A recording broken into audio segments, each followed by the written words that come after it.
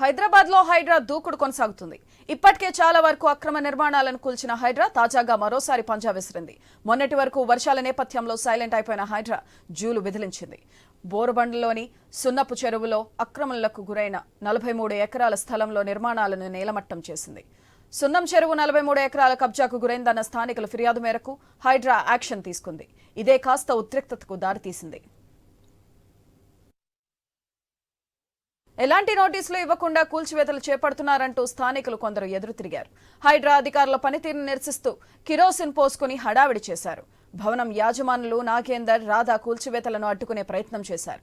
తమ భవనం నిర్మాణానికి అన్ని అనుమతులు ఉన్నాయంటూ బుల్డోజర్లకు అడ్డుగా వెళ్లారు. ఇదేం అన్యాయం అంటూ లబోదిబోమని బాధితులు హైడ్రా తీరుపై ఆగ్రహం వ్యక్తం చేశారు.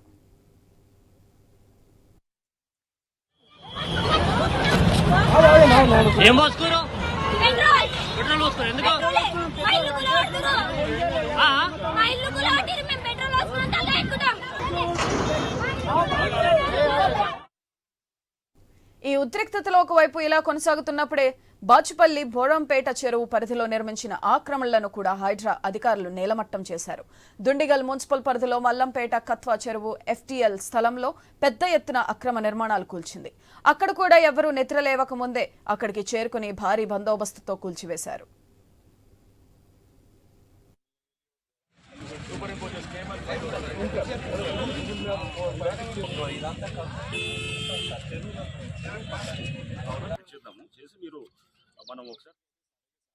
మరోవైపు ప్రముఖ రియల్ ఎస్టేట్ సంస్థ జేవేరికి కూడా హైడ్రా నోటీసులు జారీ చేసింది. ఫైనాన్షియల్ డిస్ట్రిక్ట్లోని రంగలాల్ కుంట చెరువు FTL బఫర్ జోన్లో నిర్మించిన నిర్మాణాలను తొలగించాలని నోటీసులు ఇచ్చింది.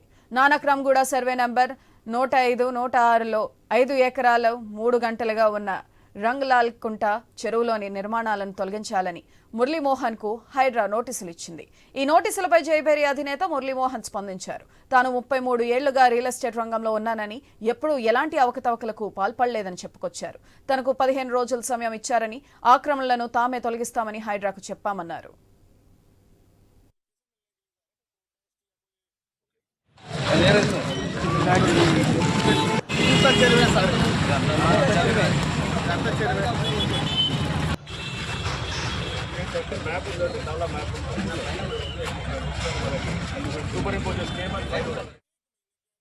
అదే సమయంలో హైడ్రా కమిషనర్ రంగనాథ్ కీలక వ్యాఖ్యలు చేశారు. FTL బఫర్ జోన్లలో ఇంతకు ముందు నిర్మించిన కట్టడాల జోలికి వెళ్లబోమని క్లారిటీ ఇచ్చారు. కొత్తగా నిర్మించిన వాటిని మాత్రం విస్మరించబోమని స్పష్టం చేశారు. స్థలాలు, ఇల్లు కొనే ముందు అవి FTL బఫర్ జోన్లో ఉన్నాయా లేవా అన్నది నిర్ధారించుకోవాలని, అనుమానాలు ఉంటే HMDA వెబ్సైట్లో చూడాలన్నారు. అటు అమీన్పూర్లో కూల్చివేసిన కట్టడాలు పాణ్యం మాజీ ఎమ్మెల్యే కాటసాని రాంభూపాల్ రెడ్డికి చెందినవన్నారు. మల్లంపేట చెరువులో పర్మిషన్స్ లేకుండా నిర్మాణంలో ఉన్న 7 విల్లాలను కూల్చివేశామన్నారు. అయితే హైడ్రాపై మాజీ ఎమ్మెల్యే కాటసాని స్పందించారు. అమీన్పూర్లో పరిధిలో తనకు ఎలాంటి కట్టడాలు లేవని వివరణ ఇచ్చారు. హైడ్రా చెబుతున్న నిషేధిత ప్రాంతాల్లో కేవలం వాచ్మెన్ హెడ్ షెడ్ మాత్రమే ఉందే కానీ ఎలాంటి అక్రమ నిర్మాణాలు లేవన్నారు కాటసాని.